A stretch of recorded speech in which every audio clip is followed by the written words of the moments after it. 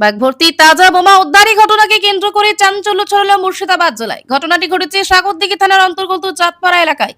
স্থানীয় সূত্রে জানা যায়, এদিন সকালে এলাকার বাসিন্দারা একটি সন্দেহজনক ব্যাগ পড়ে থাকতে দেখে পুলিশকে খবর দেন। এরপরই ঘটনাস্থলে পৌঁছে সাগরদিঘি থানার পুলিশ গিয়ে ব্যাগটি পরীক্ষা করে দেখতে পায় তার ভিতরে একাধিক তাজা বোমা মজুত রয়েছে। ঘটনায় এলাকায় আতঙ্কের পরিবেশ সৃষ্টি হয়। নিরাপত্তার স্বার্থে দ্রুত এলাকা ঘিরে ফেলে পুলিশ এবং সাধারণ মানুষকে নিরাপদ দূরত্বে সরিয়ে দেওয়া হয়। বোমাগুলি নিষ্ক্রিয় করার জন্য ইতিমধ্যে খবর দেওয়া হয়েছে বোম স্কোয়াড দলকে। তারা এসে বোমাগুলি নিরাপদে নিষ্ক্রিয় করার কাজ শুরু করবে বলে জানা গেছে। কি বা কারা কোন উদ্দেশ্যে এতগুলি বোমা ওই এলাকায় রেখে গিয়েছিল তা নিয়ে তদন্ত শুরু করেছে জোরদার।